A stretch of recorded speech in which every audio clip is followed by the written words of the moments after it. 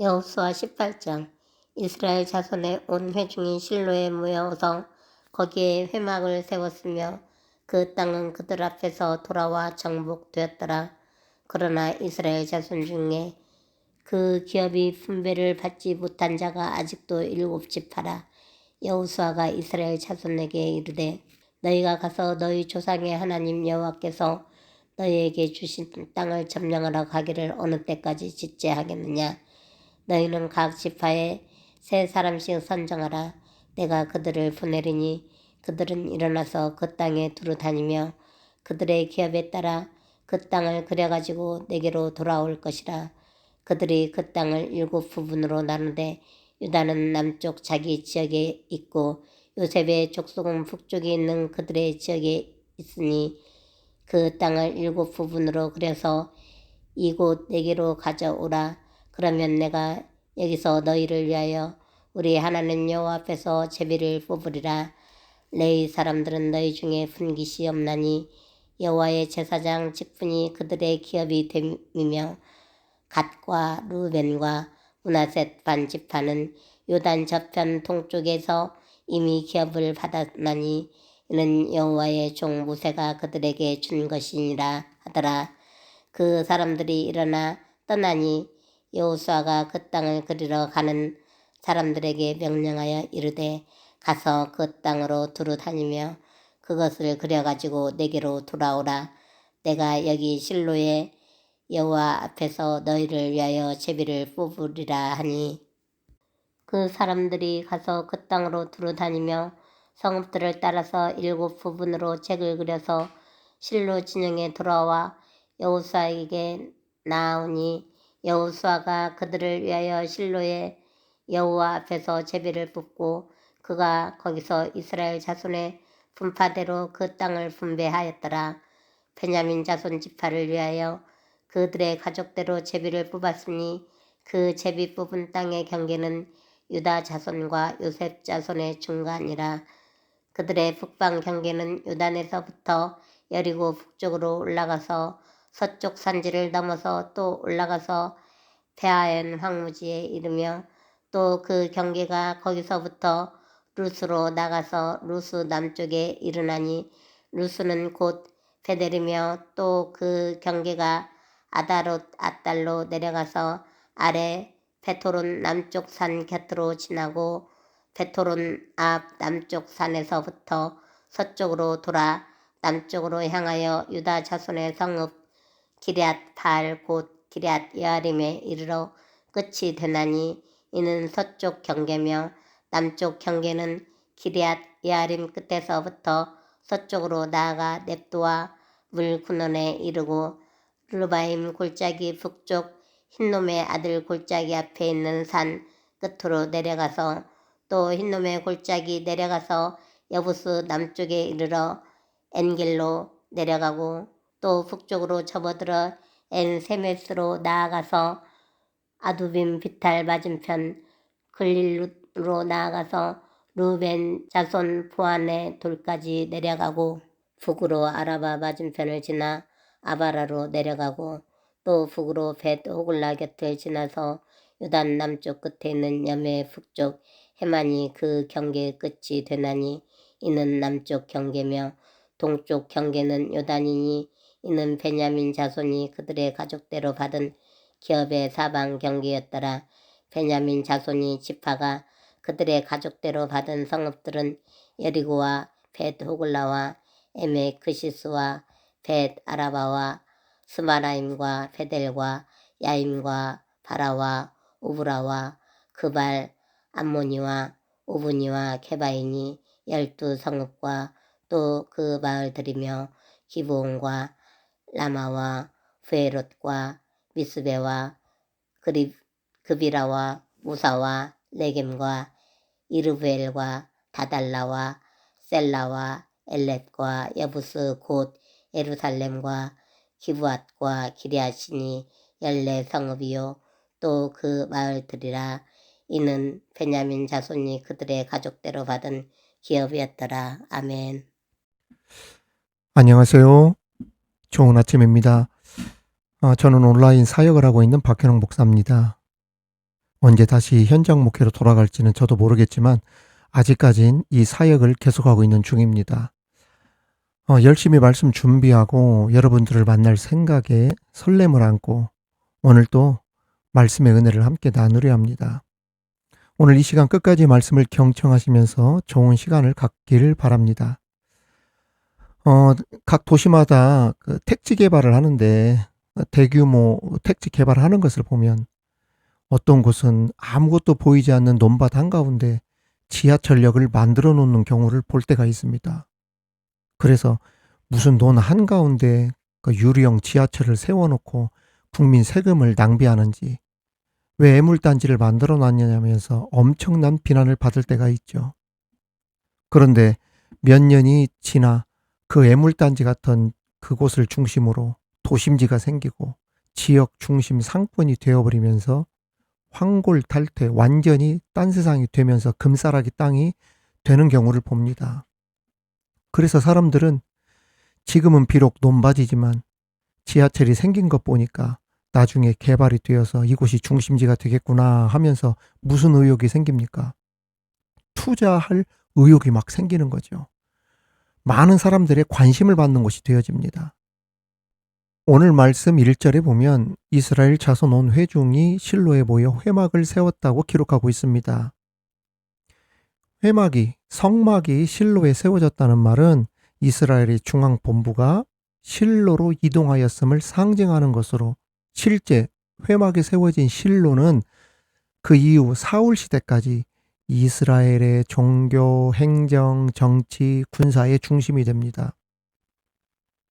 그런데 궁금한 것은 갑자기 아직도 유다 지파나 요셉 지파 외에는 여전히 다른 지파들이 땅을 분배받지를 못한 상태이고, 그러한 상황에서 실로에 회막을 왜 세웠느냐 하는 점입니다. 우리나라가 세종시를 건설하여서 행정 수도로 만든 이유가 수도권에 밀집되어 있는 과밀화를 지방으로 분산하여 지방을 살리자는 취지 아니었습니까? 그래서 KTX 오송역도 만들고 세종시도 만든 것처럼 가나안 정복전쟁이 완전히 끝난 것도 아니었는데 회막부터 실로에 세웠다. 즉 허허벌판에 도시도 안 들어왔는데 큰 교회를 먼저 세웠는데 여기에는 다 이유가 있었습니다. 그것은 가장 먼저 유다와 요셉 지파가 가나안의 비옥하고 좋은 땅, 넓은 땅을 제비 뽑아서 공정하게 많이 차지해 버렸기 때문이었고, 따라서 상대적으로 이제 남은 땅들이 어떤 땅들만 많이 남은 거예요. 척박하고 안 좋은 땅. 그 땅마저 넓은 땅이 아니었을 뿐만 아니라 그곳에는 장대한 거인들도 살고 있고 강력한 무기를 가진 그러한 적군들이 살고 있었잖아요. 이 때문에 유다와 요셉 지파를 제외한 나머지 7지파가 가나안 정복하고자 하는 의욕과 열정이 뚝 떨어진 겁니다. 확 식은 거예요. 그래서 가나안 정복 전쟁을 해야 되는 데 있어서 소극적인 태도를 보일 수밖에 없었던 것입니다. 여호수아는 하나님의 거룩한 나라를 만들기 위한 떨어진 의욕과 열심을 끌어올리기 위해서 하나님의 백성으로서 하나님의 그 약속 언약을 성취하게 할 의무를 우리들이 가지고 있는데, 그러한 의무를 우리들이 해야 된다. 그 7지파들에게 고취시키기 위해서 실로의 회막을 설치한 것입니다. 다시 말해 하나님을 믿는 백성들이 이 세상에서 살아가는 진정한 목적과 의미가 무엇인지를 깨닫게 하고 그 소명의식을 새롭게 하기 위해 회막, 즉 이스라엘의 중앙 본부를 실로에 세웠던 것입니다. 결국 기업을 분배하고 땅을 분배하는 과정에서 각 지파들 사이에 보이지 않는 갈등, 그리고 의욕 상실 같은 것들이 있었지만 여호수아의 지도력과 백성의 신앙 재무장으로 결국 순조롭게 하나님의 일을 완수할 수 있었습니다. 자, 그렇다면 오늘 말씀을 통해 조금 더 자세한 교훈을 살펴보며 그 은혜를 나누겠습니다. 첫 번째 우리에게 주시는 교훈은 하나님의 임재를 체험해야 일어설 수 있다는 겁니다. 1절을 보면 실로에 회막을 세웠다고 했죠. 회막이 들어오면서 실로는 단번에 종교, 정치, 행정, 군사의 중심지가 됩니다. 여러분, 이 회막은 무엇을 상징합니까? 하나님의 임재를 상징하잖아요. 회막이 있던 자리에는 하나님의 임재가 영광 가운데 있었습니다. 이 말은 회막이 중심에 있었다는 말은 이스라엘의 중심이 하나님이고 모든 사람들의 중심에 하나님이 계셨다는 뜻이죠. 특히 여호수아는 단순히 회막만 세우면 끝이라고 생각한 것은 아니었습니다. 회막을 세움으로 하나님의 임재가 회막에도 있지만 동시에 이스라엘 백성들 삶 속에도 들어가기를 원했어요. 그래서 하나님의 임재를, 하나님이 함께함을 이스라엘 백성들이 체험하고 그러한 임재하심으로 말미암아 성령 충만함으로 정복할 수 없을 것 같았던 산지나 대적들이 두려운 존재가 아님을 보도록 그렇게 했던 것입니다. 그래서 회막을 세운 거예요. 하나님의 임재를 체험하도록 했던 것입니다. 1절 다시 보십시오. 거기에 회막을 세웠으며 그 땅은 그들 앞에서 돌아와 정복되었더라. 할렐루야. 여러분, 하나님의 회막이, 하나님의 임재가 그들 가운데 있으니 모든 것들이 정복되었더라. 그렇습니다. 우리도 마찬가지입니다. 하나님의 성령이 우리 안에 거하게 될 때, 하나님의 능력이 우리 가운데 있을 때, 하나님의 임재 가운데 우리가 거할 때, 하나님께서 우리를 주관하시면서 하나님의 도움을 입는 은혜를 입게 된다는 겁니다. 하나님이 우리와 함께 해주신다는 거예요. 여러분, 우리가 자주 듣는 말씀 있지 않습니까? 예배의 성공이 인생의 성공으로 이어진다. 우리 삶에 가장 먼저 고려해야 할 것은 바로 하나님 중심의 삶, 하나님과 함께하는 것을 우리의 삶의 우선순위에 두라는 겁니다. 하나님의 임재 가운데 거하는 것.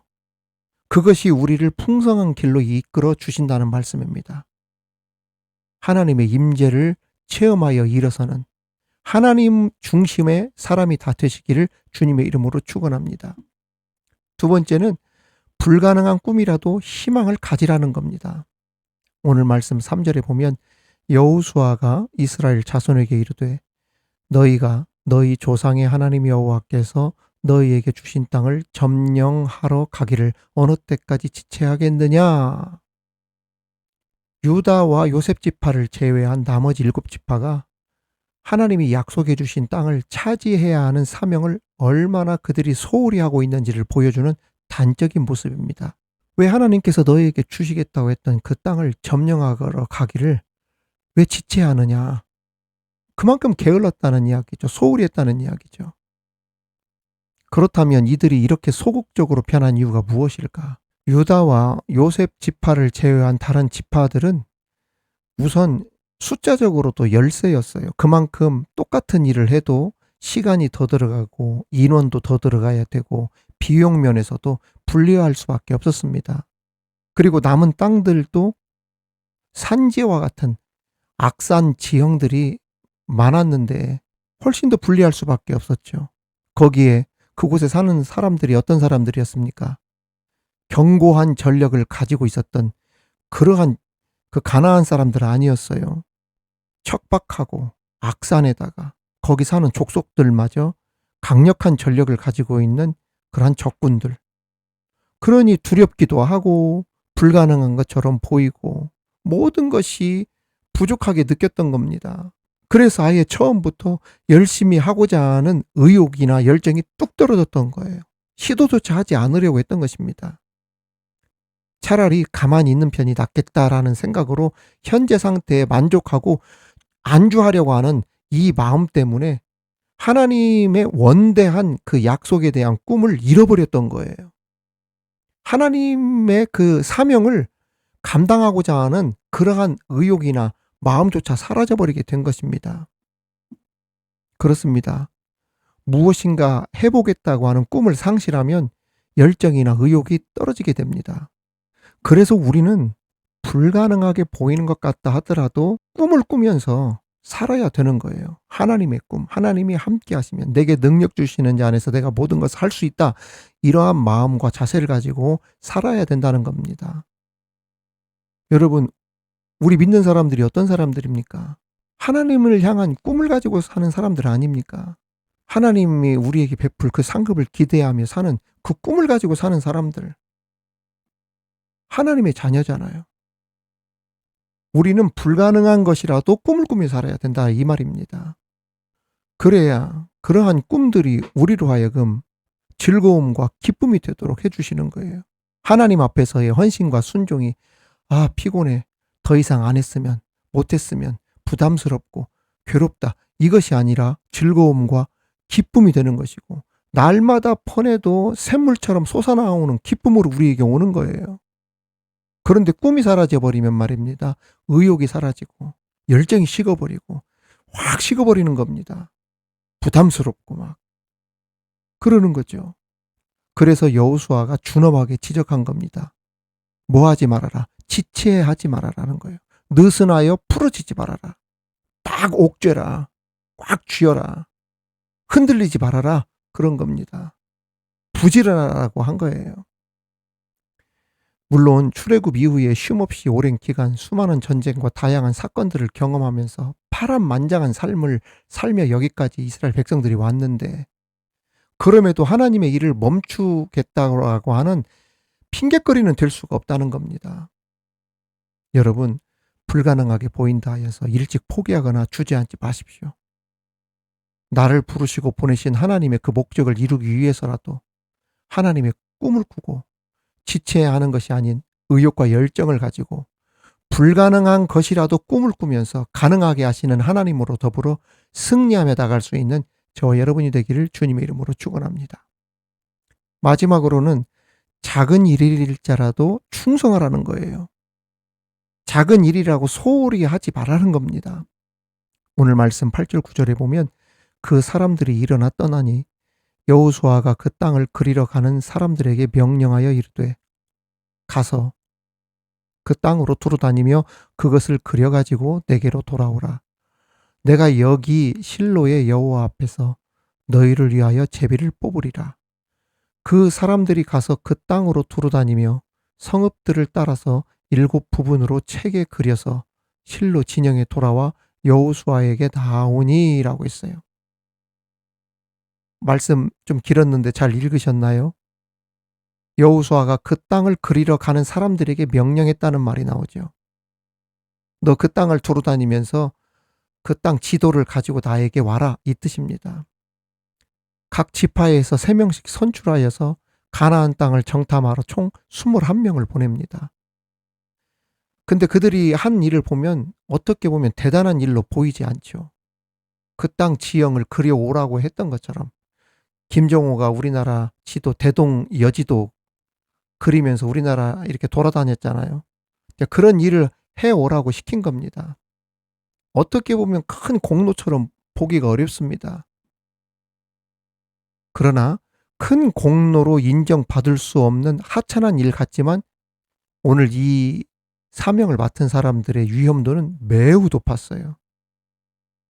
매복 침투하는 일이었고 우리나라로 말하면 지금 그 HDI죠. 북파 공작원 같은 일이었어요. 이스라엘과 가나안 사이에 생사를 건 전쟁 중이었기 때문에 잡히면 끝장입니다. 그러한 땅까지 다 들어가서 재고 와야 되니까 이러한 임무를 좋아할 사람 아무도 없습니다. 여러분 이게 누가 알아줍니까? 오히려 우리나라 그 북파 공작원들 어떻습니까? 막 신분 세탁하고 그러잖아요. 국가 기밀이라고 해가지고 아무도 모르고 가족들도 모르고 그렇게 일을 한다고 하지 않습니까? 그러니 이 임무를 누가 좋아하겠어요? 그리고 그 수행 그 강도도 엄청 세고 말입니다. 본문에 기록된 이들은 단 21명에 지나지 않았지만 그럼에도 여호수아의 지시를 조금도 어김없이 정확하게 끝까지 수행하고 돌아왔습니다. 그 땅을 두루 다니며 지형을 그리라는 명령, 그 땅을 7으로 나눠 그리라는 그 부분까지 세세하게 완벽하게 정확하게 섬세하게 수행하고 돌아왔던 것입니다. 그 지도를 기초로 그 땅을 미리 분배하면서 그 전쟁을 시작했잖아요. 그래서 이 일은 정말 별 볼 일 없는 일이다, 작은 일이다 라고 생각하는 이런 일에 완벽하게 충성하는 것 결코 쉬운 일이 아닙니다. 사람들은 누구나 큰 일, 사람들 눈에 쉽게 띄는 일, 이러한 일에 더 많은 노력을 기울이고 싶어 하고, 상대적으로 작은 일은 막 등한히 하고, 누가 알아주지 않으면 막 부담스러워하고 막 놓고 싶고 막 그러잖아요. 저는 이 21명이 저에게 어떤 사람일까? 우리 미드바르 교회를, 온라인 교회를 정말 아끼고 사랑하는 사람이 계시거든요. 그런 사람들 같아. 이 21명이. 저는 그런 생각을 했어요. 여러분, 우리가 하는 일에는 말입니다. 우선순위는 있어도 작은 일, 큰 일이라는 것은 없습니다. 모든 일이 다 소중한 것이죠. 사람도 마찬가지입니다. 여러분, 작은 사람, 큰 사람이 어디 있습니까? 생명은 다 소중한 것이죠. 하나님의 일에는 가볍게 볼 수 있는 작은 일, 그리고 무겁게 바라보는 막중한 일, 구분할 수 없습니다. 하나님의 모든 사명은 우리 모두 많은 노력과 열심을 쏟아붓고 충성해야 될 그러한 일들입니다. 저는 오히려 목회할 때 사람들에게서 잘 보이지 않는 곳에서 봉사하는 사람들의 손을 저는 더 붙잡아주고 더 격려하고 위로하고 사랑했죠. 그 마음은 지금도 변함이 없습니다. 그리고 저는 그 주방을 목회하면서 안 들어간 적이 거의 없어요. 거의. 제가 섬기던 이순장 목사님께 배웠던 그 목회 중에 그 이순장 목사님 토요일마다 그 반찬 준비하는 그 주방에 들어가셔서 항상 그들 격려하고 손잡아주고 기도해주고 위로해주고 그러셨었거든요. 그 바쁜 중에도. 제가 목회할 때 그것은 잘 배웠던 것 같아요. 저는 목회할 때 많은 부서들을 잘 관심을 가지고 돌아봤지만 특히 이 주방 같은 데를 많이 봤죠. 왜냐하면 이 주방에서는 보이지 않는 곳에서 일하시는 분들이 계시거든요. 저 구석에 가서 막 수채구멍에다가 막 그 손을 집어넣고 사람들이 먹다 남은 그냥 그 짬밥, 그 찌꺼기들 있잖아요. 막 콩나물 국수 때가리 막 콩나물들 막 김치 막 얼마나 그 여름에는 막 쉰내 나고 얼마나 냄새가 납니까? 어이들 막 손 집어넣고 막 수축구멍 막 휘젓고 그 물 막 그 빼내고 말이죠. 그런 데서 일하시는 분들 보면 말입니다. 막 온몸이 땀으로 쫙 젖어 있어요. 어떻게 그냥 지나갑니까? 어떻게 그냥 지나가요? 보이지 않는 곳에서 정말 아무것도 아닌 작은 일, 사람들의 관심이 그만큼 떨어질 수 있는 그러한 자리를 더 찾아보는 것이 목회 아닙니까?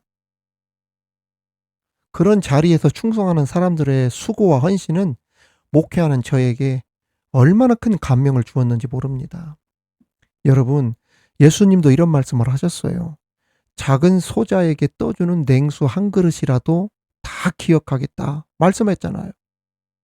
과부의 2렙돈이라고 하는 아주 작은 이 헌금을 주님은 주목하여 보시면서 저 과부는 전 재산을 전부를 넣었다, 헌금했다 칭찬해 주었습니다. 사렙다 과부가 엘리야 선지자를 섬길 때 거창한 것으로 섬겨서 복받은 것이 아닙니다. 작은 밀가루와 기름, 그것으로 섬겼다가 엄청나게 큰 복을 받은 것 아닙니까? 5,000명이 먹고 12광줄이나 남았던 기적도, 오병이어 기적도, 소년이 드린 물고기 2마리와 보리떡 5개였어요. 작다라고 했던 것들이 큰 기적을 나타냈단 말입니다. 작은 일이라도 가벼이 여기지 않고 하나님께 드리고 헌신하는 일이 얼마나 소중한지를 깨달으면서 여러분들이 하는 일에 자부심을 가지고 충성하는 저와 여러분이 되기를 바랍니다. 어쩌면 제가 감당하고 있는 이 온라인 교회가 현장 목회에서나 목회를 크게 하시는 분들의 시선으로 볼 때, 그러한 교회를 다니는 사람들에게 볼 때에는 정말 미약하기 그지없이 보이기도 할 거예요. 어떻게 보면은 그들 눈에 말입니다. 하지만 저는 그런 데 개의치 않고 또 저를 돕는 21명의 그 여호수아가 보낸 정탐꾼들과 같은 사람들과 함께 이 귀한 사역들을 계속 이어가려고 합니다. 여러분 기도 많이 해주시고 오늘 또 말씀을 통하여서 은혜 받는 사람들과 더불어서 함께 기도하면서 정말 하나님이 기뻐하시는 하나님이 임재로 충만하고 불가능한 꿈이라도 희망을 가지면서 꿈을 꾸고 작은 일이라도 충성하면서 살아가는 하나님이 기뻐하시는 저와 여러분 되시기를 주님의 이름으로 축원합니다. 축원합니다. 하나님 아버지 감사합니다. 오늘 말씀 정말 실로의 하나님의 회막이 세워지면서 하나님의 임재를 상징하는 그 회막을 중심으로 의기소침하고 의욕을 상실하고 꿈을 잃었던 사람들이 다시금 새 힘을 얻어 정복하지 않았던 땅들을 다시 정복하게 되었다는 그런 말씀처럼 하나님의 임재 가운데 우리가 있게 하여 주시고 모든 삶 가운데 하나님이 중심이 되는 삶을 살게 하여 주옵소서. 하나님 아버지 지체하지 않게 하여 주옵소서. 두려워서 무너지는 일 없게 하여 주옵소서. 불가능하게 보인다 하더라도 꿈을 꾸면서 희망을 가지면서 하나님이 함께하면 일어설 수 있다는 그 꿈을 가지고 일어서 나가는 우리들 되게 하여 주옵소서. 작은 일이라 하여서 소홀히 하는 일 없게 하여 주옵소서. 자부심을 가지고 하나님의 일에는 작은 일 큰 일이 없다. 내게 맡겨진 사명을 잘 감당하며 나가게 하여 주옵소서. 우리 미드바르 교회를 사랑하는 21명의 정탐꾼과 같은 그러한 충성스러운 종들이 있습니다. 주님, 그들의 삶을 붙들어 주시고 그들의 가는 길을 우리 하나님께서 인도하여 주옵소서. 복된 길로 인도하여 주옵소서. 예수님의 이름으로 기도하옵나이다. 아멘.